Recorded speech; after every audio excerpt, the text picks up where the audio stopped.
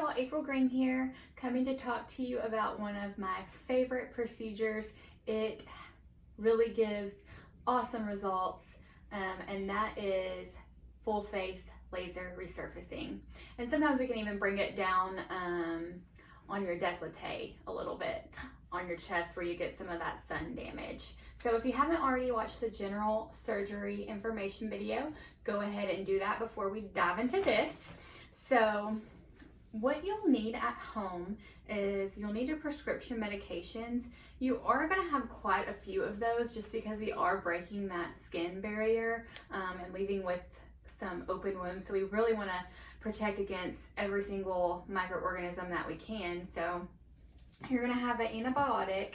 You're going to have diflucan to protect against any yeast. You're going to have Valtrex to protect against any viral stuff.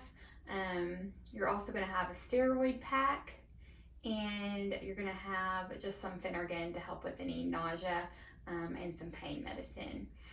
So we'll go ahead and talk about also some other things that you'll need. A lot of Vaseline. You'll need a big tub of Vaseline. You will need some distilled water that you can put in the refrigerator, just like a big gallon of it that you can buy at Kroger or Walmart or wherever. And then you'll need your post-procedure skin kit that we will give you. It's a great little kit. It's new, that they have made specifically for post-procedural type surgeries. So Crystal, our esthetician, will go over that in detail with you. You'll get a lot of good stuff. So we may talk about that a little bit later, but that's mainly her part that she'll go over with you at your pre-op. So you'll also need your little lab request form that you'll get here, and you'll go get your labs drawn.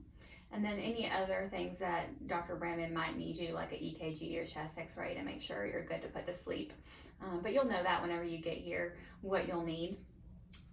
So I do want to talk about discontinuing a couple of things that you might be using in your skincare routine right now. So about 10 days before your procedure, you are going to discontinue any Lactera products, any AHAs or BHA cleanser creams, any retinols or tretinoins or benzoyl peroxide, or any other exfoliating products. Also, tanning or sunless tanner, you need to also stop about 2 weeks before your procedure. So now that we've talked about that, we'll talk a little bit more about your meds. You'll get a little laser calendar that you can put on your fridge, and it tells you when to take which med, and it's very helpful because there is a lot of meds involved in this. But we'll go ahead and tell you that you are going to take your Valtrex, your diflucan, and your Keflex the day before your procedure.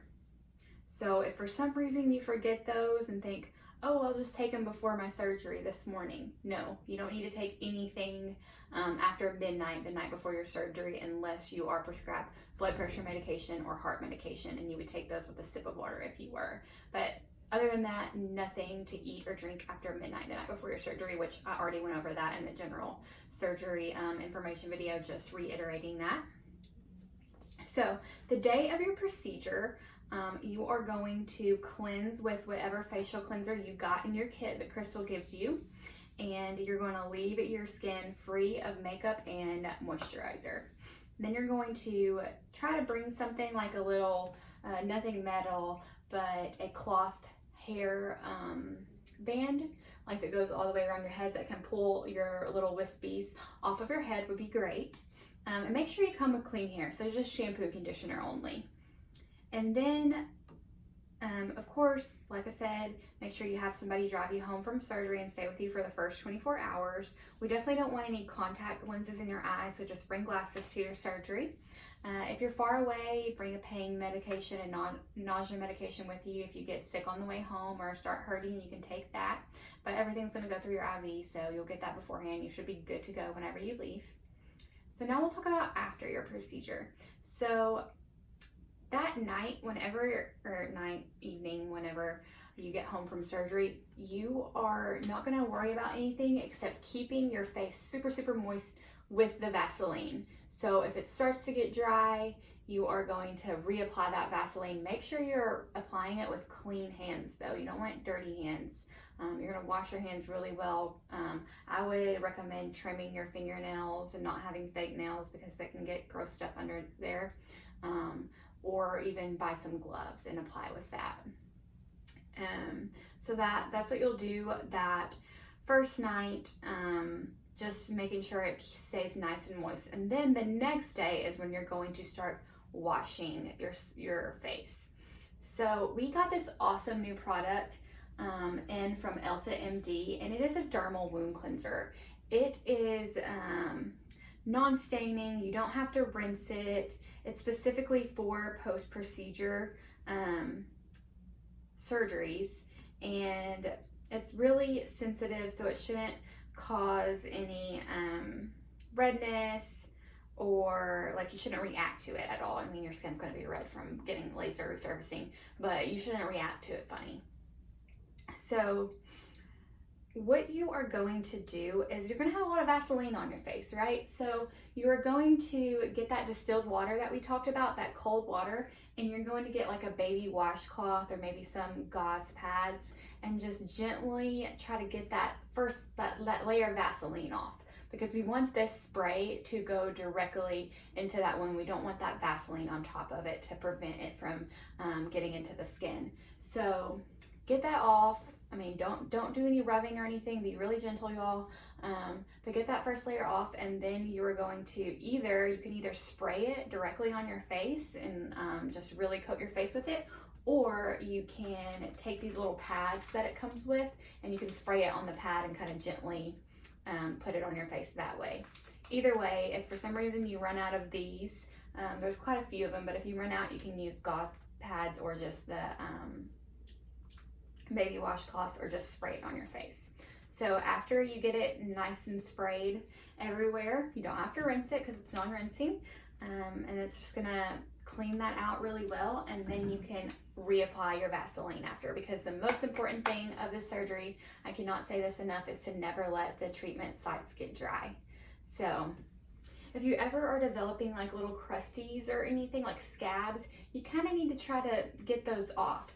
So if it needs to be where you spray a lot of this on that one scabbed area, and maybe even spray some on a pad and just kind of let it sit there to kind of get that scab off, then you can do that. But just pay attention. You don't want scabies forming. You want it to be nice and clean, no scabs. So you are going to continue doing that for about a week. So every 4 hours, take that Vaseline off with that distilled water, spray this stuff on there, and put a new coat of Vaseline. So it's a little tedious, but it is very important to get that result that you want and to not get any infections in your skin. So after that first 7 to 10 days, when all the skin sloughing is complete, you normally can switch back to the products in your kit that Crystal gives you, probably like some kind of moisturizer and cleanser. Instead of using this, you can just cleanse your face and then put on your moisturizer, however she tells you to do it. And then of course you'll put on your sunscreen that's in the kit as well before you go outside or anything. And normally after the 7 to 10 days, you can start using cover up or makeup as well. So once the skin does heal, usually about 1 to 2 weeks, it can be rather pink and somewhat dry, which is normal. So the pink color normally fades in about 2 to 6 months. Just remember to use those products that Crystal tells you to use to really keep that skin moisturized.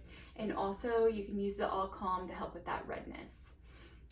You are going to avoid any activity that causes excessive sweating for 7 to 14 days after. And then Dr. Bramman normally will let you resume your AHAs and BHAs, Lactera, retinol, in about 4 to 6 weeks. But he definitely has to give you the okay before you start those again. So make sure he has said, yes, you can start these products again. Some people might be a little sensitive. I've had a patient say she couldn't use retinol for a couple of months after or I think it was even longer than that, just because she was a little bit sensitive to it because of that new great skin that she had. So normally you'll have visits about a week out to kind of assess how that skin's doing, and then around 2 weeks, and then around 1, 3, and 6 months is normally how we do it. So if you ever have any questions or concerns, you can give us a call, and then you can look at your laser calendar to kind of make sure you're taking your meds whenever you need to be taking them. But that's really it, guys. You're gonna love your results. We can't wait to see you at your pre-op. Thanks.